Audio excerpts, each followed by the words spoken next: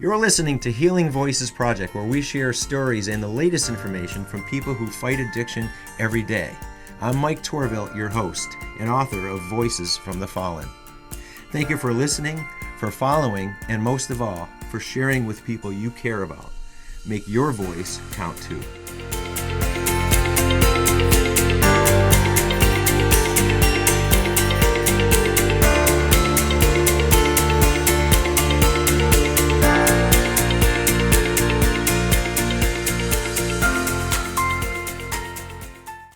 Welcome back, everybody. Thanks for coming at the Healing Voices Project. I'm Mike Torville, your host. And again, as always, we have a guest today.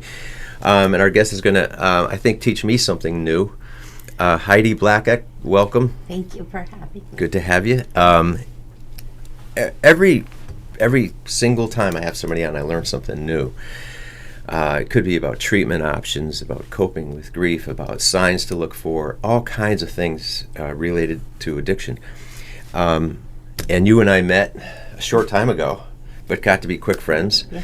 And we serendipity. Exactly. It was exactly serendipity. Walking your dog. Hey, I have a question for you. And I love having those chance conversations that lead to bigger things. That happens a lot. That's awesome. And then we started talking. I think you were doing anyway. I guess I should go back to your introduction, because Heidi, you're many things. You're an entrepreneur. Yeah. You're a realtor, a Reiki master. Yes. Among other things, and also a brand new podcaster. Yeah, I'm so excited. You're starting a podcast, Yeah. And it just started. What's the name of your podcast? Whispers of Calm. Whispers of Calm. Do you have a website? I do.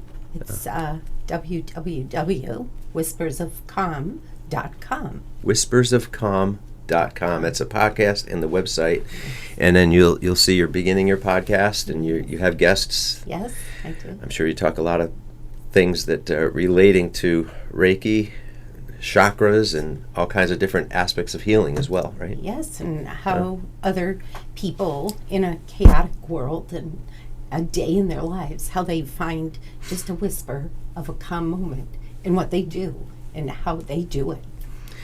Well, that'd be interesting, because I don't know anything about that. Me neither. I should, I know. but I know when it comes to calming myself, I fall short. Isn't that funny? Yeah. Yeah, Here I am, though. the way it goes. Here you are to fix everything. Yeah, oh yeah. I have a disclaimer on that. So you came by at the exact right time. Yeah. We don't want less, so I want to thank you for allowing me to have a podcast and it being available right here in Agawam. What a great place. I agree. I wouldn't have a podcast either if it wasn't for Les. Yes, thank you, Les. We're 4 years into it, Les. Wow. And that's 4 years. I did not even know that. Mm-hmm. And so I always think dreams. You should. And you should know it. Desires that you want to fulfill are oftentimes. Well, sometimes, because I didn't know anything about podcasting. And then here we are, 4 years into it, 85, 86 episodes in.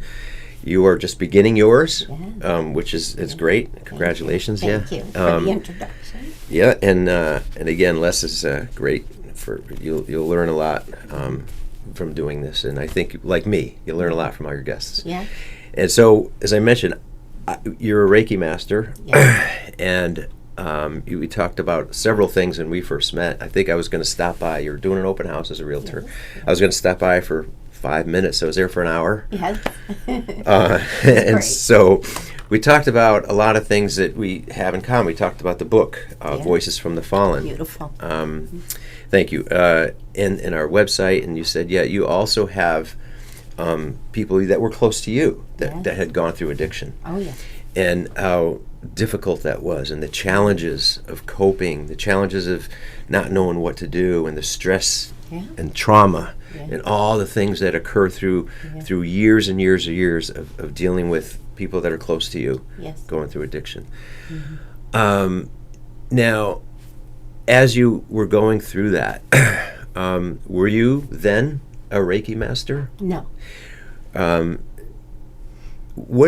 So I guess I'm going to say, I don't know what brought you to become a Reiki master, and how that helped you with recognizing about healing and coping with trauma, coping with grief. So let's talk about it. As I said earlier, I'm going to learn something new today because I don't know anything about this.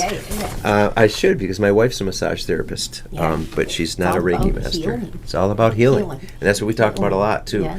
And, with that, I've learned there is no quick recipe for recovery.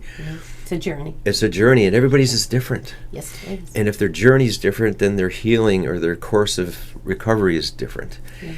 And so that's why I always like to explore different topics like Reiki, the chakras, and how, again, I'm sure a lot of people like me don't know. So explain what Reiki is, how that helps with the healing process, and you can dive a little bit into the chakras and things that may help people recognize and find ways to heal and cope. So, Reiki is just about energy. We're just molecular and we are energy. So you're just here and you're energy, and I'm just energy. We just have a face to that. But Reiki is just about where your energy flows, how it flows. It's like water. We're molecular again, more water than anything. So a lot of water and flowing, ebbing and flowing, and understanding. So energy's always moving. Always moving. And in cases of trauma or I'm going to just say trauma, just from dealing with anything, it gets stuck. And based on where it gets stuck, it affects that part of your body. Where it gets stuck, and just to clarify what that means, I think, is if you're stuck with, let's say, trauma, you can't get past it, and it causes negative, like depression, anxiety, heartache, all kinds of things. That's what you mean when you're stuck. Oh yeah, you get sick. You get sick. How do you get away from that? Well, I'm not a doctor, but I just know that if you can find a way to move energy through you and get rid of negative energy, Susan Pedizzoni will be my first guest today, and she will be speaking about earthing and grounding, which is very simple. And people forget that the vibrations of going for a walk in the woods, which is 432 megahertz of sound, is healing. That walking on the ocean floor, taking a walk on the beach is so healing. Sound and the vibration from the water. It's so healing. It's like you're being grounded. Yeah, oh yeah. Grounded to the earth, to the natural elements, right? Yeah. I was going to write a book once called From the Neck Down. Because when you're in trauma and you're dealing with anything, you just basically, your head's on a swivel. And your body down here is just doing function stuff. But your head is so consumed with what's going on. But as we age, it does get worse on our bodies. Our bodies can't handle that stress. Yeah, and also, too, you get accustomed to have habits, and you almost don't pay attention to things maybe that you should.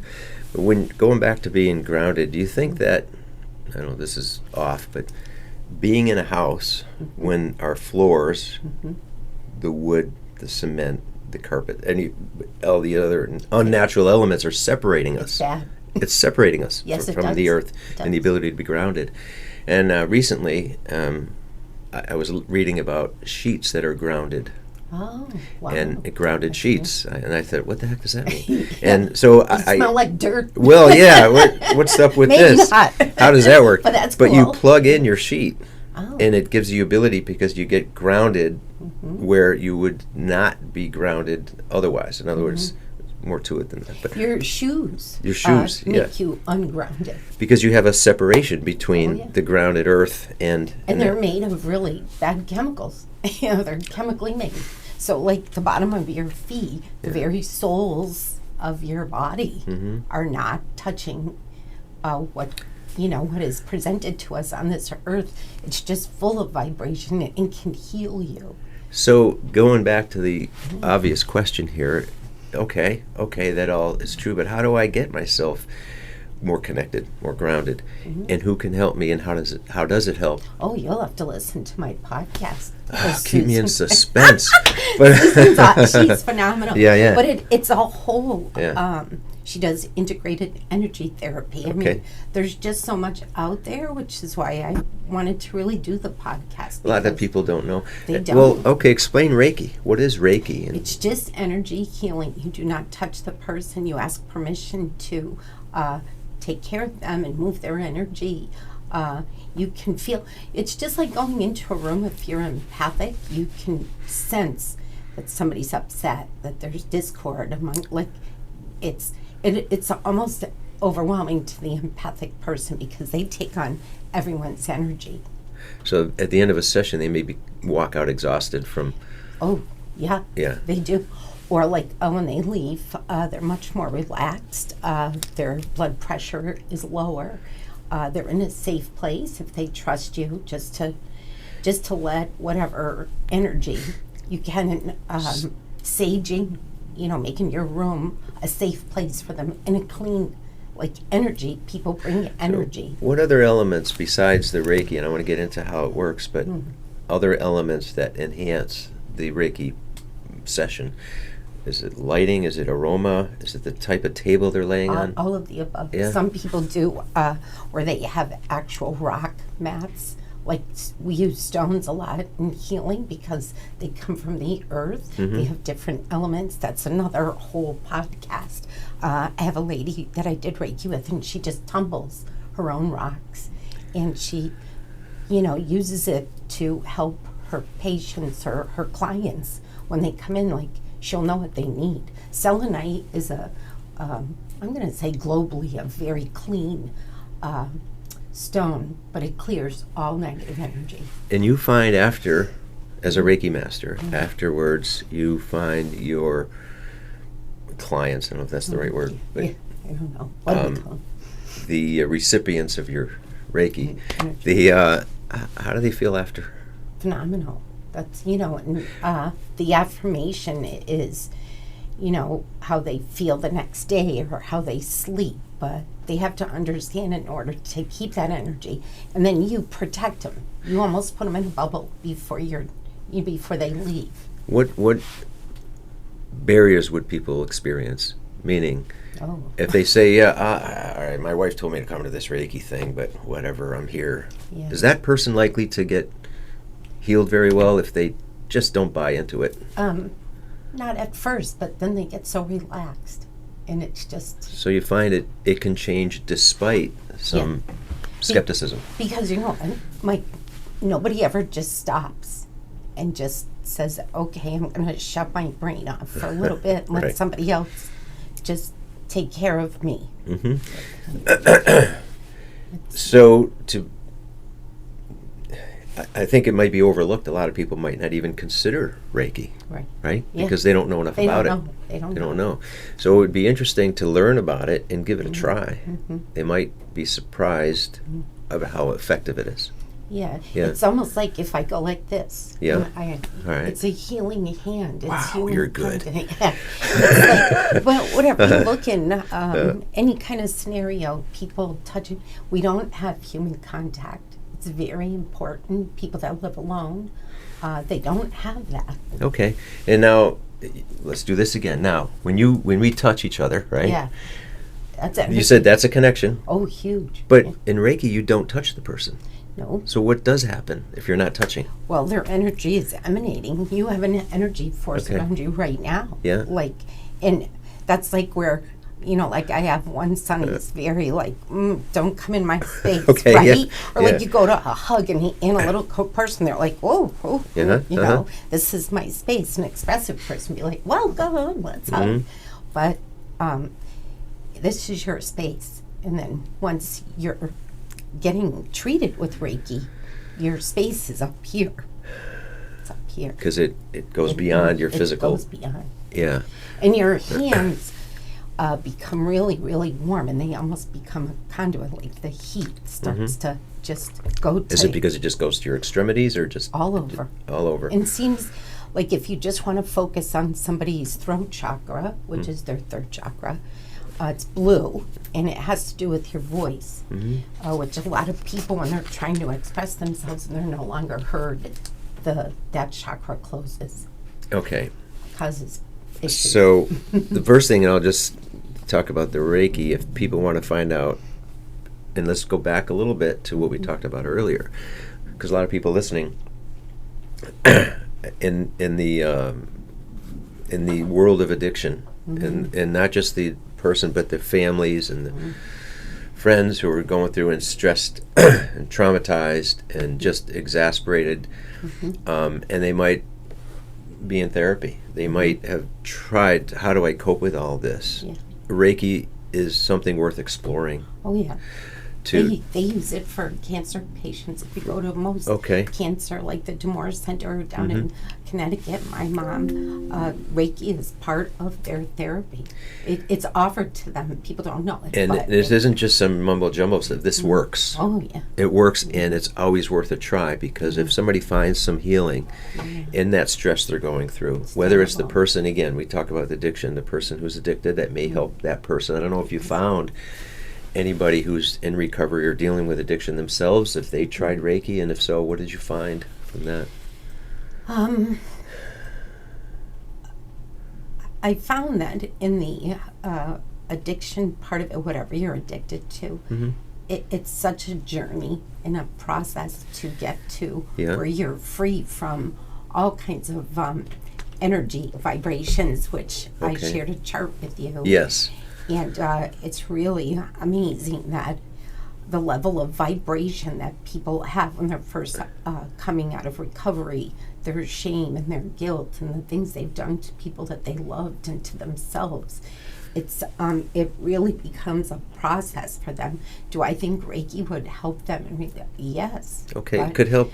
But they don't know to reach out to that because they're just in such a survival mode to stay clean. It's not a part of like something that they. Oh yeah, I think I'll go to Reiki tomorrow. And you're right. They do offer yoga. Yeah. I do know some centers offer. Well, I think that's just why I even mentioned this, because who should consider Reiki? Well, maybe some people who aren't, but again, having the closeness to people who have gone through addiction, the family members and the parents and the brothers and sisters and friends who are stressed out by this, and it may help them a great deal. So it's worth checking out. How long is a Reiki session typically? An hour. Usually an hour to 15, because then we talk and we go over like things that I feel or that I found, and And so somebody could reach you if they want. Sure. And if you, I don't know if you want to give your phone number or just the website again. Or I'm on Facebook. Okay. Whispers of Calm, and you can reach out to me there. Whispersofcalm.com. And then they can reach you through that. And if they wanted to find out about Reiki and how this may help, and or through you on your podcast. Yeah, sure. Yeah, they can always get to us. It's healingvoicesproject.org. Now, I want to shift back because I just wanted to make sure we kind of connected that Reiki with coping with addiction and all of that. You mentioned chakras. Yeah, chakras. What is a chakra? Chakra is like an energy part of your body, like your third eye. You'll always hear that, and where your information and your spirituality comes from and enters into your body. And it just goes down. You have root chakras, sacral chakras, throat chakras, heart chakras. It's very interesting. So chakra, is it an energy? It's just a name, yeah. It's just an energy, but it's a part of your body that absorbs. But there's different chakras. There's 7. Are there 7 chakras? Yeah, it's very interesting. It's very deep. Like there's people that just study that and just do that. I mean, and chakras is what a Reiki master would work on? Yes. Okay. So like if I felt your energy and I felt like your throat chakra really needed help in that area, that's the part I would focus on the most. How would you know that? Because you feel it, the person. You sense it. Oh, I sense it. And you can sort of do, again, for lack of a better word, like a body scan. Yes. Sort of, right? Yes. And then once you do this, you get a sense. Oh, yeah. And it's like my wife, who's a massage therapist, and she's very good. She can take my arm and go like this. It's right here, right? And she'll come. I said, How did you know?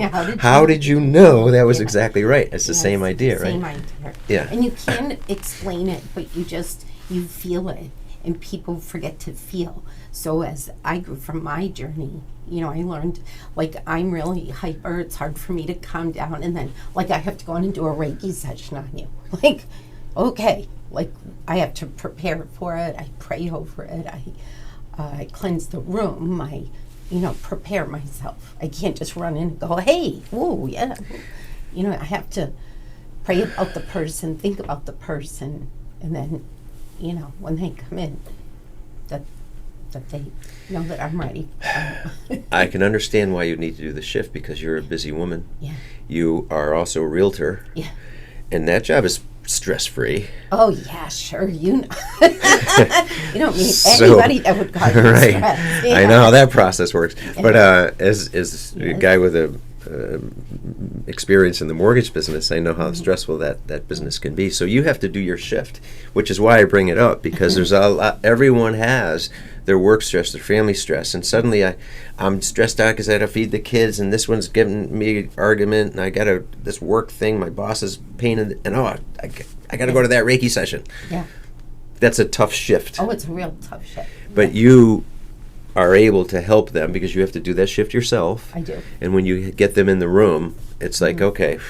Yeah, and I calm down immediately. You do. I do. But you have to. I have as the to. Reiki master, if you don't, the person's not going to. Yeah. And like, do you talk? Do you not talk? Do you talk? Like, it just comes. Like, like most of the time they just get really still. And one of my greatest compliments is when they fall asleep. They just feel so safe. And they're just ready for their bodies to be healed in some way. Mm-hmm. And like, even if we can leave there and you have a stress-free night where you can sleep for the night and you feel cleansed, or the next morning you wake up and your brain kind of just a little bit shifted, it's not so heavy. That to me is doing that. I would recommend to listeners and to families going through to give this to explore this. Oh, yeah. Because they might learn something they didn't know. Again, what you're telling me, I'm hearing a lot for the first time. Because, and I know how hopeless and desperate people feel throughout that process, right? And family members, helpless. Helpless. Oh, yeah. You, from your experience with friends, family, and people that you know that have gone through that and becoming a Reiki master, do you ever think, boy, I wish I knew more about this back then? Yes. Yeah. But then I ask myself a really important question, because you're in survival mode, and if you're dealing with somebody that you love that's addicted, your only thought every day when you wake up, now the addict has a different thought, like, how am I going to get high? Where am I going to get the money? Where am I going to go? Who can I steal from? What can I do? Like, that's their survival mode. But the parent or the loved one or the girlfriend or the friend is saying, what could I do? How can I help? Should I let them stay at my house? Like, you become part of the addiction. And it's very difficult for you to shut that off. Like, you're in constant flight mode with an addict. It's how it is. You're right. It's constant. Constant. And you don't think, hey, I'm going to take a break for myself. How about people that have, grown children that are addicts, and they have children, and now they have to take care of these children? Like, that's not an option for them. They have a 3-year-old or a 5-year-old, and they've got to do this all over again, and they're stressed. And they love the person that's an addict, and they're just so desperately worried about them. And I'm sure a lot of people, whether you're looking during it, say, what can I do different? Yeah. How can I get myself on track to handle this better, right? And you can't, because you go down the rabbit hole with them. Yes. It's very. You know this, and I know it, and but back then you didn't know it. No. And so perhaps in sharing your information that people can say, okay, maybe this is something that could help, something to consider. Yeah. And I know, right, because you're too preoccupied, and you're right, besides dealing with that person you love that's addicted, is you got kids, you got a job, you got responsibilities, and you're trying to maintain that while be distracted by this. And how do you possibly cope with all this? And the worry in your heart does not leave you. You don't like go to work and, everyone's having lunch and they're having a good time, they're having a conversation, and you're like, my person hasn't called me, I haven't heard from them, they haven't checked in, I don't know where they are, they're on the streets. I mean, it's very worrisome. It's very worrisome. Yeah. And sometimes I know the last thing someone would think about is you're worried, you're stressed, you're trying to take care of your family, and the last thing is, hey, you ought to try Reiki. They'll roll their eyes and say, really? I have time for that? Yeah, like I'm going to lay down for I'm going to just hour. really... Come on. Yeah. I got to do a lot Why of don't stuff you just too. hypnotize me instead, right? Yeah. So you got that. One is the people that say, I don't have time, I can't do that. But it's easy to say. I know it's harder to do. Yeah. But if somebody could just say, let me at least find out about it. Yeah. Maybe there's something to it. Maybe it will help. It certainly won't hurt. No. Whispers of Calm, each podcast will be a different person. Yeah. Sound bowl meditation. Yeah. Stone, hot stone therapy. Mm-hmm. Anything that, painting, coloring, walking your dog, grooming an animal, just petting any animal for a half an hour lowers your blood pressure. I mean, these are all things that we forget that even if we do them in a simple form for a short amount of time, they can really rebuild our energy, and we need that. Yeah, I think so. Because sometimes people are exasperated, running out of options. Yes. And this whole world of stress. I mean, everybody, without, the problems that we talk about a lot, life is stressful. Yeah. And I think you have to just say, okay, what don't I know? What could help? And, I've learned a lot from talking to you, but I looked at that chart you'd said. Yeah. There's a lot to it. So informative. Yeah. And I think what we'll do is we'll love to have you back again to talk more about in depth of certain things. Yeah. We kind of hit the surface of it, There's so much. There's so much that can help. Yeah. Really. And especially with you, like with the family members and, and the actual addicts in recovery. Yay for them, because what a struggle and a fight, and if this can help them in some way, this podcast, just learning what works for them on their journey of recovery. And you're right, is opening up to different ideas, and you don't know, I say this a lot, you don't know what you don't know. Mm-hmm. So if you're not aware of something, you're certainly not going to take any initiative towards it, because you don't know about it. And this is where we try to share information like this, say, well, I never thought about Reiki. Yeah. And they might roll their eyes, and they might say, well, isn't that just kind of magical woo-woo stuff, and you don't even touch me, how the hell can that work? Come on. Mm-hmm. But it works. I know it works. And other people I've heard, it works. And you know what? If it has the possibility of working, why not give it a try? Why not? Why not? Why not? Because especially if you're sort of at your wit's end and you've reached everything, and like you said, you worry all day long, this is something that you might think about. Yeah. And we have never talked about this on our program. Oh, 85 episodes. We've never talked about Reiki. First. So this is the name of the show is Healing Voices Project. So here we are talking about a healing method that isn't well known, and we've never talked about it. So, But it's as old as time could be. Well, see, that's another thing. If it's old as time can be and it didn't work, certainly you wouldn't keep going. It's here because it's real, and I think we got a couple minutes left, but we will talk about it more. But I think it's in worth short, energy is energy, and if I sat down with you and you were really abrasive, or you were having a bad day, and even if you weren't saying anything abrasive, body language and how you express yourself, or how you would express when you came in to see Les or whatever, I would pick up on that. You would too, if you really. Oh yeah. If you were in the thought process of not just like overwhelmed with everything, you would notice those small details. And so when you're overwhelmed, when you come to a Reiki person or a massage person, they know your energy. You can sense it. Even if you're not, to some degree, if you're not a Reiki, you can sense it, because we all sense it.